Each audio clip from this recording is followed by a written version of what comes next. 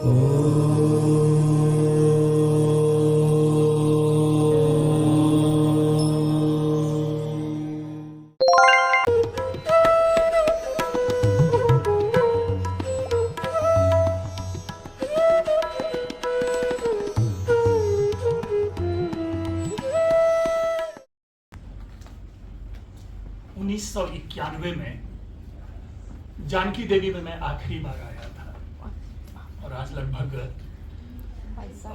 32 वर्ष हो गए कि 32 वर्षों के बाद यहाँ आना हुआ। उन दिनों मैं छात्र बन के आता था और प्रतिस्पर्धाओं में हिस्सा लेने के लिए आया करता था।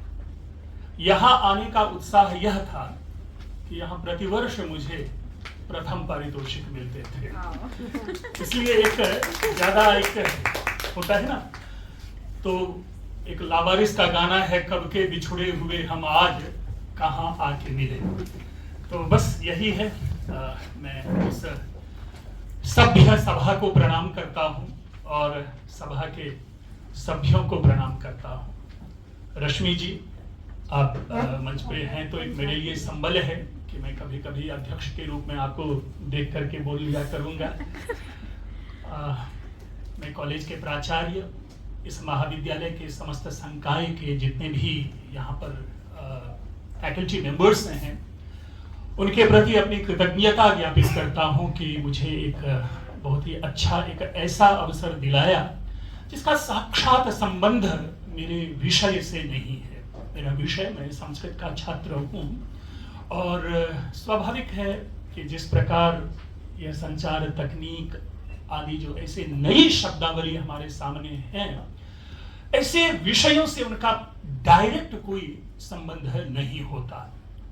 लेकिन एक चीज हमें जरूर जानना है और हमें जानना चाहिए कि देखिए, युग बदला, सभ्यता बदली, विचार बदले, व्यवहार बदला, हम बदले, आप बदले और सारी चीजें बदलती चली जाएंगी, बदलती रहेंगी। बस केवल एक जो अपरिवर्तनीय है वह एक सुप्रीम है, उसके अलावा सब कुछ जो है वह परिवर्तनीय है। इसीलिए अगर संचार तकनीक का कोई प्रभाव है तो वो हमारे लिए हतोत्साहित होने का विषय नहीं होता, क्योंकि ये संचार तकनीक आज हमारे लिए मोबाइल या लैपटॉप या टेलीविजन या किसी अन्य के माध्यम से हम देख पाते हैं। लेकिन ऐसा नहीं है कि जो भी भारतीय ज्ञान परंपरा है उसमें कभी भी संचार न रहा हो, संचार व्यवस्था न रही हो या संचार तकनीक न रहा हो। हमारे चिंतन वही होते हैं, हमारी सुविधाएं बदलती हैं। ऐसा नहीं है कि प्राचीन काल में लोग वस्त्र नहीं पहनते थे, प्राचीन काल में भी पहनते थे, लेकिन आज जारा और मैंगो के वस्त्र पहनते हैं। तो अंतर ये है, लेकिन जो हमारी मनस्थिति है, हमारा जो मानसिक चिंतन है, हमारा जो व्यवहार है, वह उसी तरह रहता है। पहले हम लोग गेहूं, जौ, चना आदि खाते थे और आज डोमिनोज का पिज्जा खाते हैं। मूल विषय यही है कि भूख का मिटना और स्वाद हमें उसमें कुछ एक नया डालते हैं। जो जिस प्रकार मैंने कहा प्राचीन काल में संचार, उस समय भी संचार है, संचार के माध्यम है, संचार तकनीक है। अगर थोड़ा सा पौराणिक और उस रूप में सोचें, अति काल्पनिक रूप में सोचें, तो क्या नारद को जिस रूप में हम जानते हैं, क्या वे संचार के साधन नहीं थे? लोगों के तक पहुंचना, पहुंचाना, संदेशों को, संवादों को पहुंचाना और सेकंड में पहुंचा देना, भले ही मैंने पहले ही कहा कि भले ही ये अति काल्पनिक हो, लेकिन कहानियों में तो विद्यमान है ना। इसी प्रकार से चाहे वो शिव या वो जो नंदी, इसकी कहानी है, जो ऊपर से मैसेज लेके आप आते हैं, मैसेज लेके हमारे यहाँ आते हैं, पृथ्वी लोक पे आते हैं, ये किसी ना किसी रूप में हमें यह बतलाने का प्रयास करता है कि संचार व्यवस्था थी। और तो और हम जब प्रारंभिक हम अपना चिंतन बनाते हैं, चाहे वो हमारी लिपि हो, मैं भाषा के ऊपर मैं बाद में आऊंगा, जो हमारी लिपियां हैं, ये लिपियां जब कभी बनी होंगी, यह उसी संचार का परिवर्तित रूप रहा होगा। हमारे यहां पहले कैसे कम्युनिकेट होता था? बड़ा साधारण सा मैं उपाय आप लोगों के सामने चित्र प्रस्तुत करता हूं। एक मूवी आई थी QSQT, जिसे लोग कयामत से कयामत तक के नाम से जानते हैं। आमिर खान और जूही चावला उस जंगल में भटक जाते हैं, तो रास्ते बनाने के लिए क्या करता है आमिर खान? चौक से निशाना पेड़ के ऊपर में डालते हैं कि हम इस दिशा में हैं। वो तो सिनेमा को मनोरंजक बनाने के लिए जूही चावला बार बार उसको मिटा देती है, क्योंकि वो चाहती है कि और रात वहीं बिताऊं और ये बताऊं। तो वो सिनेमा पक्ष है, लेकिन हमें उसमें से जो उठाना है वह उस संकेत को उठाना है। हमारी प्राचीन जो इस तरह का जो कम्युनिकेशन है, जब हम पूरी तरह से सभ्य नहीं हुए थे, जो इतिहास के लोग हैं, जो एंथ्रोपोलॉजी के लोग हैं, वो ज्यादा अच्छी तरह से इसको जानते होंगे कि हंटिंग के लिए निकल जाते थे अपने डेन से, अपने मान से जहां रहते थे, गुफाओं में शिकार के लिए निकल जाते थे, भटक गए। तो अब कैसे पहुंचेंगे? एक भटके, दो भटके, तीन भटके, हम अपने स्वजन के पास नहीं आ पा रहे हैं। तभी उनके मन में ये फ्लैश किया होगा कि जो साइनेजेस है जिसे आज हम लगाते हैं यहाँ पे, जानकी देवी मेमोरियल कॉलेज और ये और सेमिनार रूम ये और कैफेटेरिया ये, वो साइनेज जो है वो आधुनिक संचार तंत्र नहीं है, आधुनिक संचार तकनीक नहीं है। ये अति प्राचीन संचार तकनीक है जो कि सभ्यता के प्रारंभिक काल में लोग भाषाओं और लिपियों की जगह पे प्रयोग में लाते थे। और वही स्वरूप बदलते बदलते आज हम कहां पहुंचे हैं। हम इसीलिए ये स्पष्ट है कि जैसा मैंने शुरू में कहा कि सब कुछ परिवर्तनशील है एक सुप्रीम के अतिरिक्त। तो ये बदलती रही, हमारी बातें, हमारी विचारधाराएं बदलती रही, लेकिन जो नून और परफेक्ट और पूर्ण जो हमारा, हम जो कहते हैं संचार व्यवस्था, वो जब हम आते हैं, स्पेशली जो after the evolution of Brahmi script, उसके बाद से, क्योंकि देखिए हमारे पास रामायण की पांडुलिपियां नहीं है। जब मैं रामायण कहता हूं तो प्लीज कंफ्यूज नहीं करेंगे, रामचरितमानस नहीं है, मैं वाल्मीकि रामायण की बात करता हूं। क्योंकि बच्चों को कभी कभी पूछते हैं कि भाई रामायण के लेखक कौन है, तो छूटते ही कहते हैं तुलसीदास। ऐसा नहीं है। महाभारत की पांडुलिपियां नहीं है हमारे पास। हमारे जितने भी वैदिक जो ग्रंथ हैं, जो वैदिक साहित्य है, उनकी कोई ओरिजिनल पांडुलिपि नहीं है। लेकिन जो ओरिजिनली हमारे सामने प्रेजेंट है वो निसंदेह हमारे अभिलेख है, इंस्क्रिप्शंस हैं।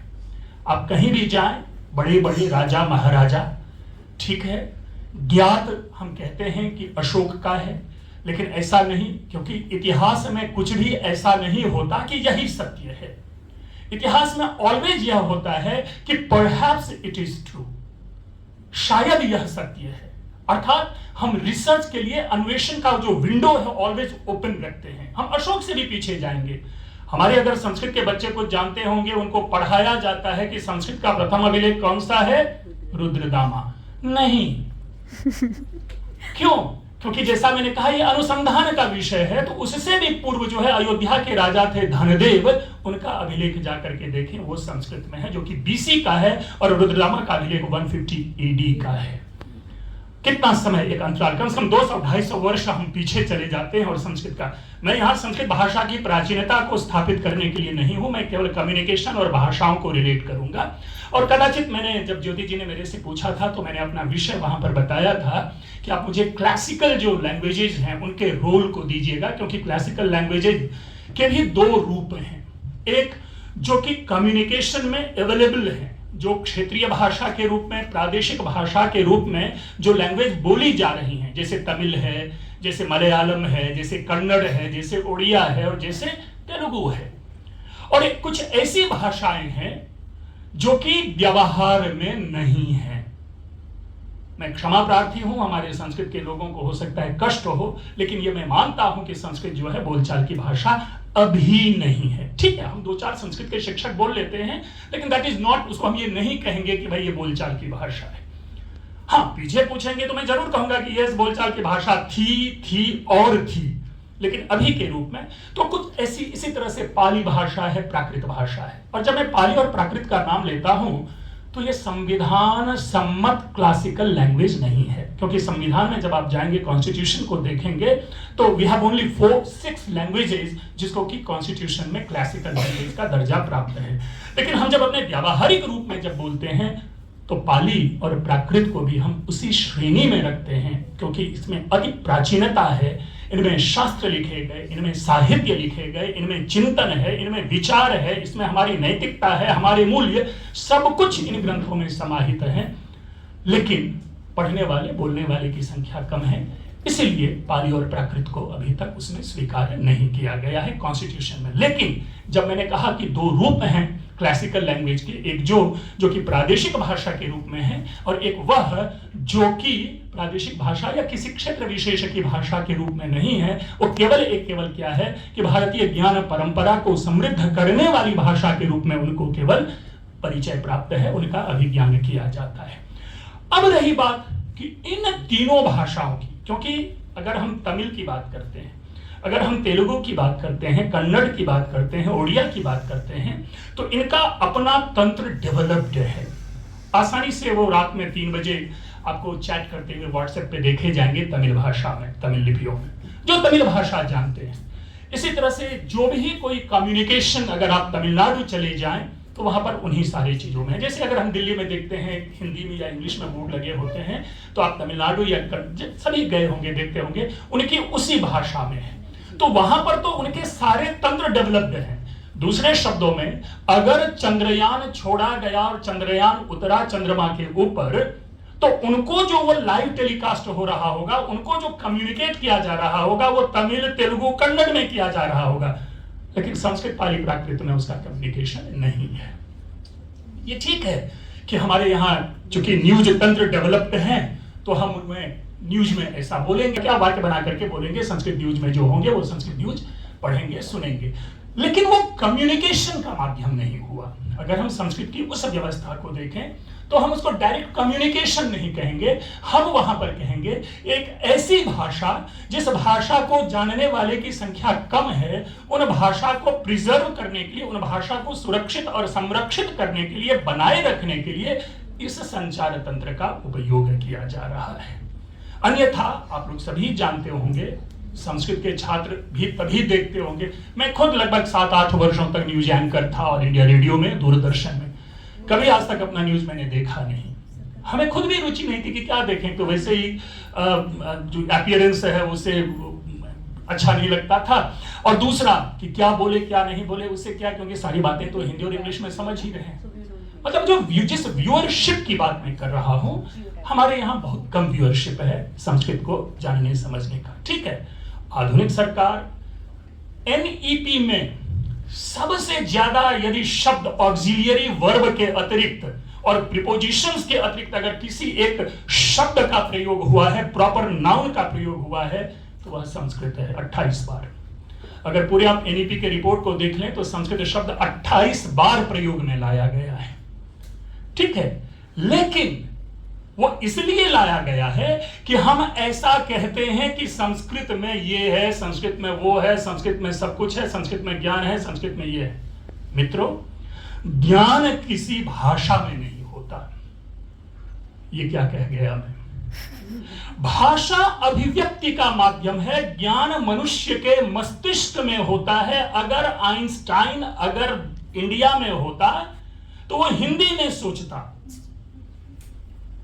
चूंकि वो जर्मनी में है, जर्मन है, इसलिए उनके सारे सिद्धांत, सारे पेपर्स जर्मन में निकल रहे हैं और बाद में ट्रांसलेटेड फॉर्म में उसको इंग्लिश में डाल रहे हैं।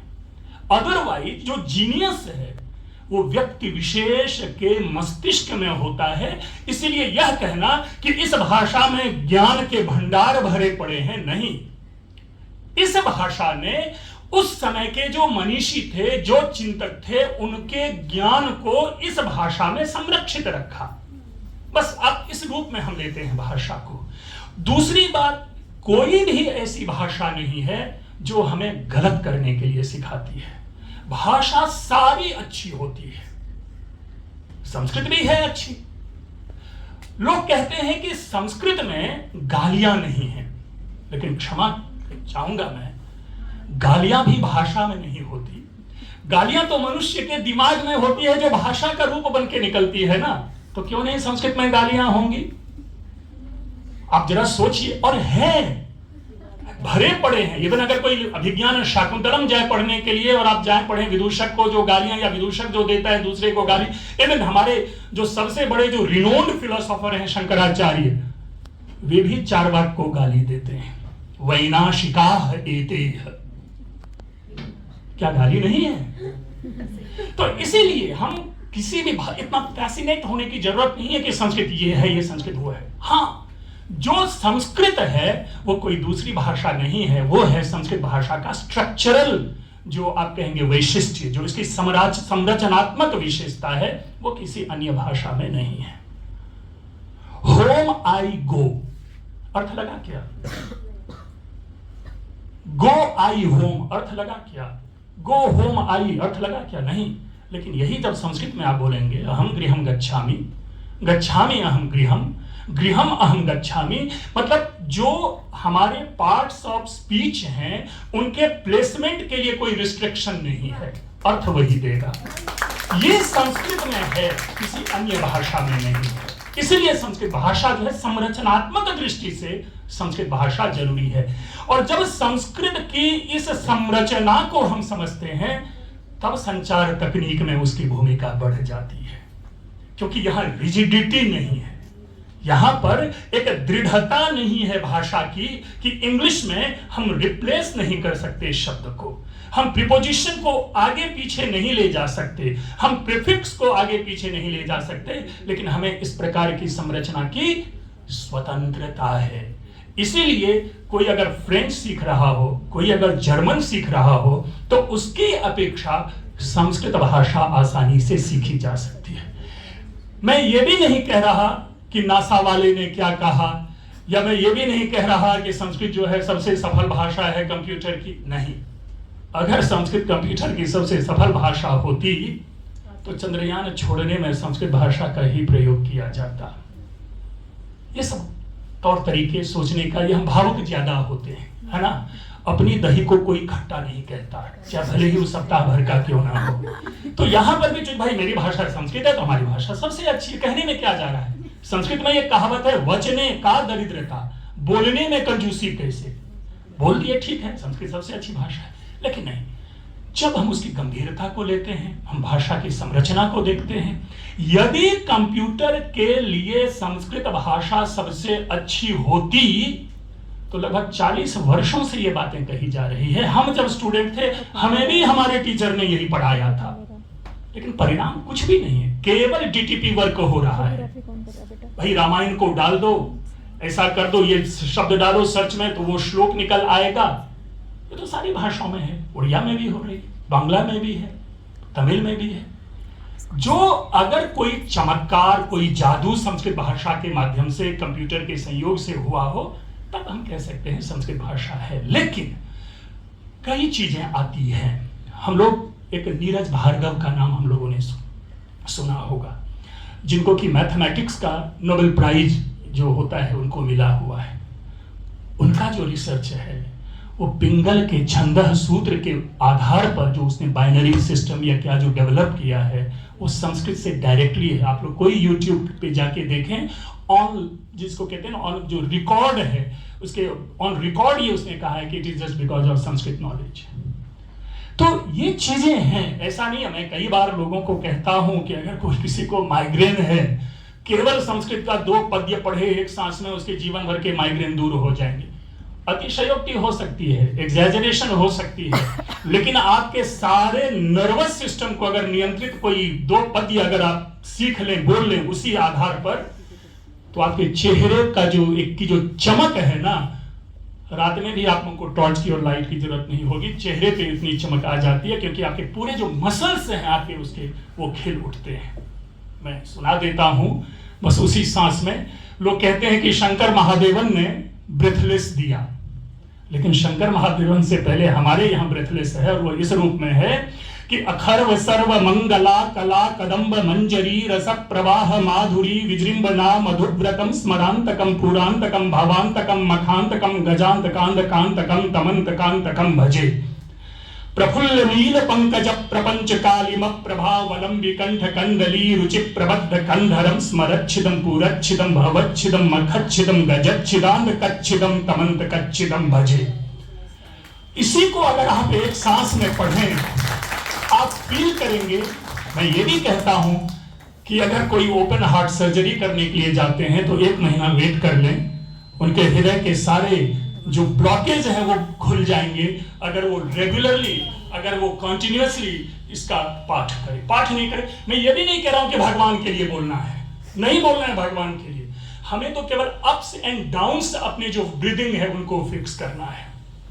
तो मैं फिर संचार के पास आ रहा हूं। संचार कितनी भी प्रगति क्यों ना कर लें, भाषा के महत्व को कम नहीं किया जा सकता।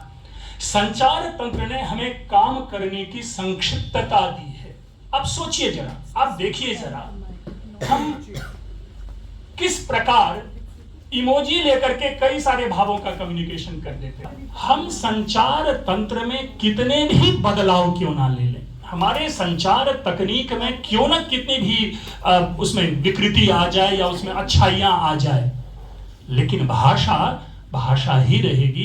किसी भी भाषा पर किसी भी प्रकार का आघात नहीं होगा, क्योंकि मानव जो जब हम अपने मौखिक वाचन का हम प्रयोग करेंगे तो भाषा की विद्यमानता वहां पर अनिवार्य है।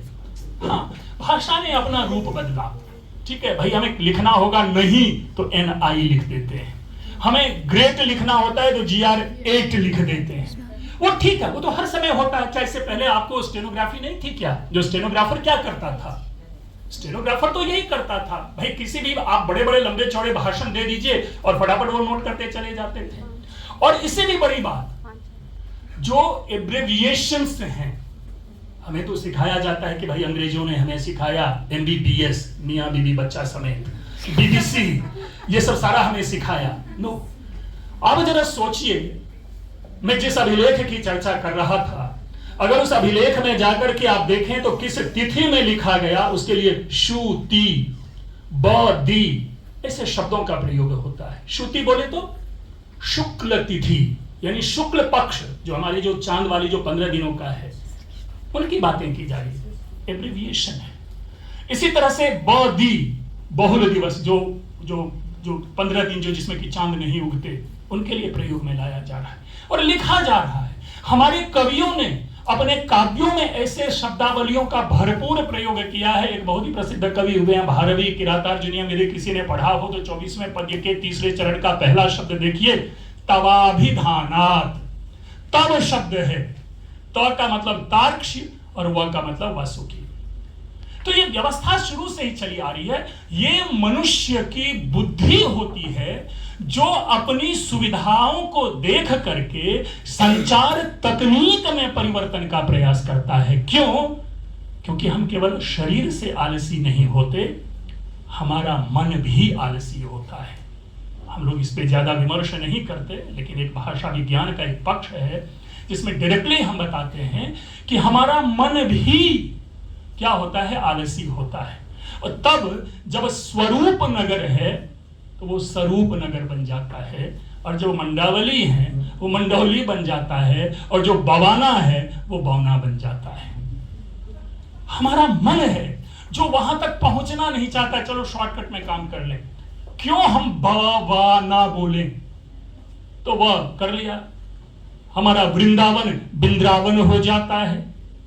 आप देखेंगे दिल्ली वाले लोग कई ऐसे हैं, क्षमा चाहूंगा, शब्द है वृंदावन, बिंद्रावन बोलते हैं। स्वतंत्रता है शब्द, स्वतंत्रता बोलते हैं। तो ये ऐसी चीजें वो क्यों हो रहा है? क्योंकि हमारा मन इतना आलसी है कि उस शब्द के परफेक्शन तक पहुंचना नहीं चाहता। तो हमने क्या कहा, जो ये संचार जो परिवर्तन है, समय चलता रहेगा, मनुष्य का चिंतन इसी तरह बढ़ता रहेगा।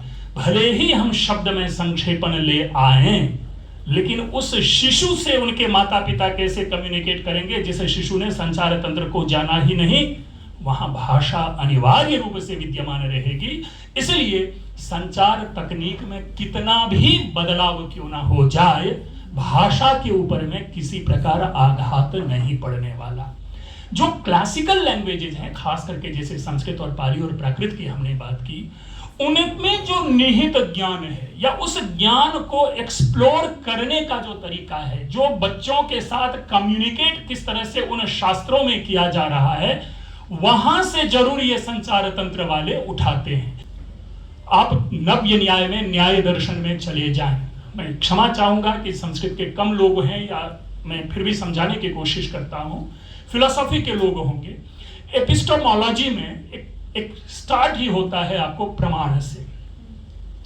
हम यहाँ पे लंबा लंबा रटाया हुआ आके परिभाषा सुना देते हैं। हमारे जो संस्कृत के जो विद्वान हैं वो कैसे सिखाते हैं, उन्होंने सबसे पहले कहा, लक्षण एक दिया, प्रमाकरणम प्रमाणम।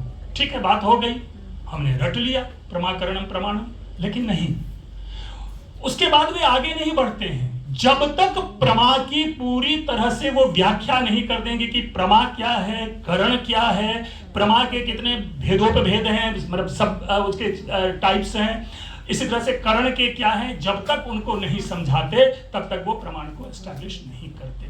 मतलब क्या हुआ, हर छोटी छोटी चीजों पर ध्यान देना।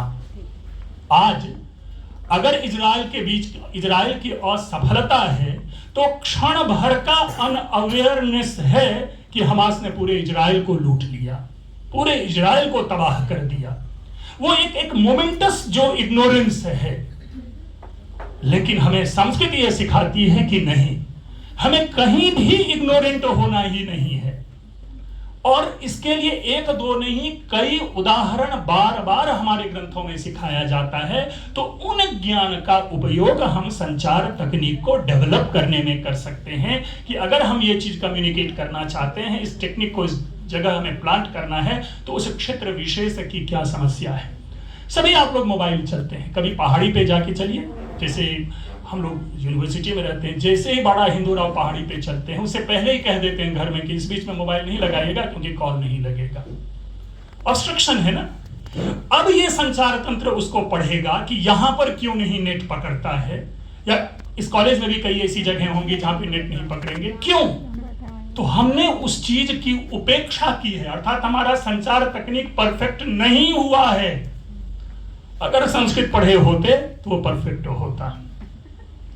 इस जगह पे क्लासिकल लैंग्वेज की है, इस जगह पे हम उन शास्त्र को पढ़ते हैं, उन विज्ञान को पढ़ते हैं, उन ज्ञान को पढ़ते हैं और वहां से पढ़कर हम उपयोग में लाते हैं। इसलिए भाषा का जो क्लासिकल लैंग्वेज कह रहा हूं, मैं बार बार कह रहा हूं, मैं क्लासिकल लैंग्वेज जो है आज अब हम उसको कितनों भी कहें वो बोलचाल की भाषा नहीं बन सकती। हम प्राकृत पाली को नहीं ला सकते। हम उसके ज्ञान का उपयोग करें, हम उनके चीजों का उपयोग करें, हम उन विषयों का उपयोग करें, हम उनकी मेथोडोलॉजी का उपयोग करें। आप एक अभिलेख है रुद्रदामा का, मैं पुनः हिस्ट्री वाले की बात कर रहा हूं, एक पूर्ण एब्सोल्यूट जिसको हम कहते हैं इंस्क्रिप्शन है। पूरी कोई ऐसा विषय, कोई ऐसा ज्ञान नहीं है उस काल का, एक राजतंत्रीय व्यवस्था के अंतर्गत जो होने चाहिए, जिसकी सूचना हमें वहां नहीं मिलती। अगर एक राजा अपने प्रजा के लिए इस तरह से डेडिकेटेड है तो हम सीख तो वहीं से लेंगे ना। हमारे लिए क्यों शंकराचार्य आदर्श हो जाते हैं, हमारे लिए क्यों महात्मा गांधी या नेहरू आदर्श हो जाते हैं? वो इसलिए ना कि उनके कुछ अच्छे कार्यों को पकड़ के हम अपने जीवन में, अपने लाइफ में इंप्लीमेंट करने की कोशिश करते हैं, उनके राह पर चलने की कोशिश करते हैं। तो इस रूप में भाषा की उपयोगिता हो सकती है। अभी देखिए, मुझे सौभाग्य मिला, एक तो गूगल आप लोगों ने सुना होगा, जो गूगल में अगर आप जाएंगे कि इंग्लिश टू संस्कृत ट्रांसलेशन या संस्कृत टू हिंदी ट्रांसलेशन और Hindu to Hindi to Sanskrit translation में हम लोगों ने, हमारी एक पूरी टीम थी, तो हम लोगों ने गूगल ट्रांसलेशन के ऊपर में काम किया और आज उसका गूगल में उपयोग हो रहा है। गूगल को क्या आवश्यकता पड़ी संस्कृत भाषा को कि उसको अनुवाद में करें? वो इसलिए कि सोमालिया में भी बैठने वाले लोग होंगे, अगर उनको कहीं से किसी रिसर्च में कोई चीज ट्रेस करना हो, कहीं पता करना हो, तो लगे हाथ वहां टाइप करके उन चीजों को समझ सकते हैं।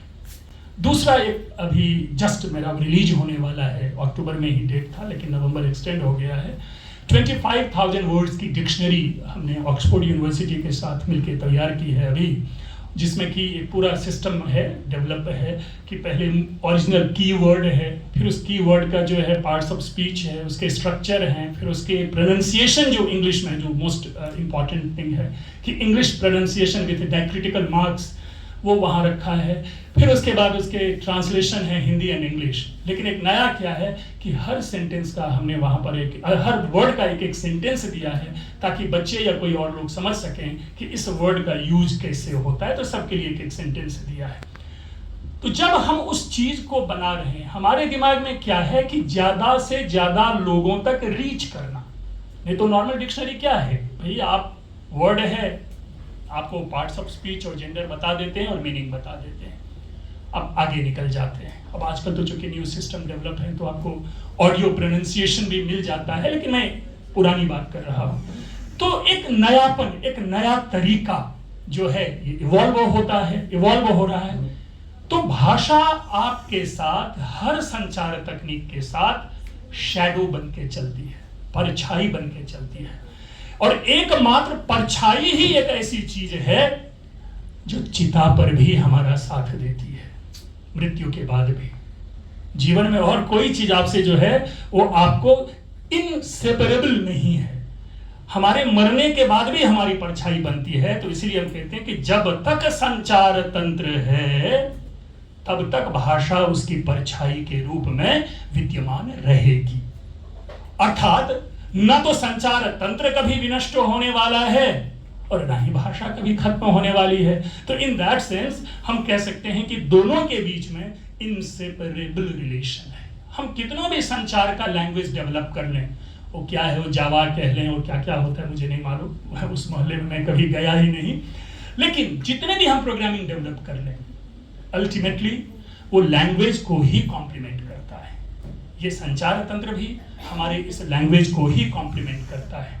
संचार तंत्र को समृद्ध करने के लिए जो ये संस्कृत भाषा है वो सर्वाधिक उपयोगी है। हालांकि मैंने शुरू में ही कहा था कि मुझे नासा आदि की बातें नहीं करनी है, लेकिन ये सच्चाई है कि वहाँ पर भी, इन जगहों पर भी इन चीज़ों में इसका उपयोग लिया जाता है। इस भाषा की इस विशेषता को, मैं ये नहीं कह रहा कि भाषा के ज्ञान को, क्योंकि आजकल हमारे सारे ज्ञान इंग्लिश और हिंदी माध्यम में ट्रांसलेशन करके उपलब्ध हैं, इसलिए ये सोचने की बात नहीं है। लेकिन जब तक ये भाषा है, इस भाषा की ये दोनों विशेषता रहेगी, तब तक संचार तंत्र जो है, संचार तकनीक जो है और बढ़ता रहेगा। मैं समझता हूँ कि इतना पर्याप्त है। कुछ ऐसे भी होने चाहिए कि हमारे आपके बीच में संवाद हो, प्रश्नोत्तर हो, तो मैं उसका जवाब दे पाऊँ तो अच्छा है। बस अभी तो मैं इतना कहूँगा कि आप लोगों ने ध्यान से सुना। आप लोगों का बहुत बहुत धन्यवाद।